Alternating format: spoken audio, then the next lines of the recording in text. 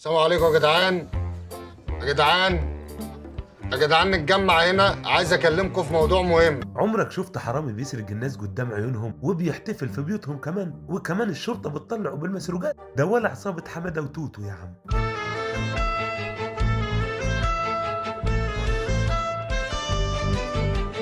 قصتنا النهارده يا بلدينا عن واحد حرامي بس على قد، يعني يسرق له شوية محافظ على شنط حريمي على جزم وهي بترزق.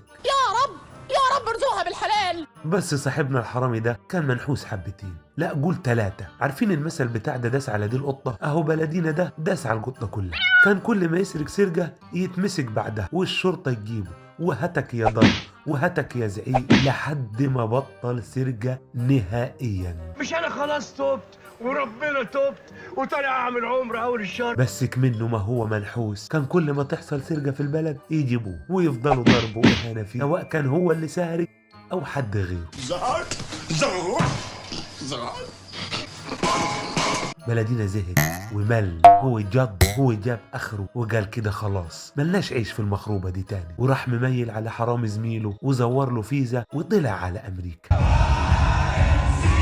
وفي اول يوم فضل يراقب الناس هناك بيحطوا محافظهم فين، عشان هو جديد في البلد، وقال ايه بلدينا بيتكتك عشان يتوكل على الله ويشوف اكل عيشه. الواد ده بانه هينجح ولا ايه؟ وبعد 3 ايام مراقبة سرق اول محفظة، ولسه بيقول يا مسهل وبيفتحها عشان يعرف فيها ايه، قبض عليه واحد وسيم ولابس لبس غالي قوي ومتشيك. يا دنيا ايه وراكيش غيري ولا ايه؟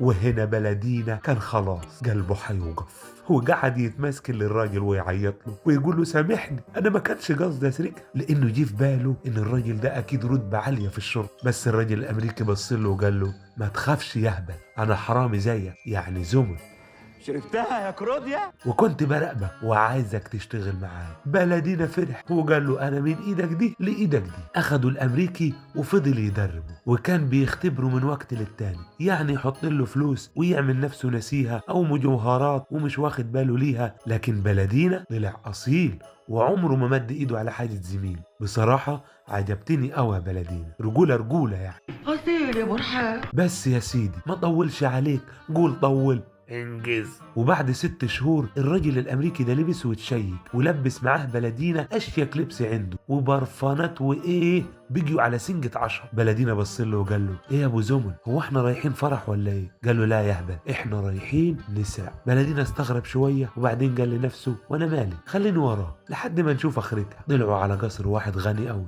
وفتحوا الباب بمفتاح كانت النسخة بتاعته مع الأمريكي، ودخلوا الأوضة اللي فيها الخزنة وفتحوها وقشطوها على الآخر، ما خلوش فيها ولا سحتوت. الأمريكي جاب الفلوس وحطها على الترابيزة وقام مطلع الكوتشينة من جيبه وقال لبلدينا تعال نلعب شوية. بلدينا اندهش وبصله وقال له وات ذا فاك؟ ايه يا اسطى هي صرصرت منك ولا ايه؟ يلا بينا نهرب ونلعب في بيتنا براحتنا. قام الأمريكي مزعج له وقال له أنا القائد ولا أقوله لازم يمشي. انا قلت كلمه وكلمتي لا ممكن تنزل الارض ابدا. بلدينا قعد معاه على الترابيزه وفضلوا يلعب شويه، والامريكي قال لبلدينا بقول لك ايه، شغل لنا المسجل وعلي الصوت شويه وهات لنا خمره و3 كؤوس. هنا بلدينا اتاكد ان هم كده مقبوض عليهم لا محاله. انا ايه اللي مشاني وراك؟ ايه اللي مشاني وراك؟ ما انا كنت في حالي، فقرتني وجبت لي الفقر. بلدينا ما فكرش، جاب الخمره وال3 كؤوس وشغل المسجل وعلاه كمان، وكان ناقص يتحزم ويرقص كمان. ما هو على راي المثل ضربوا الاعور على عينه، قال له ما هي خربانه.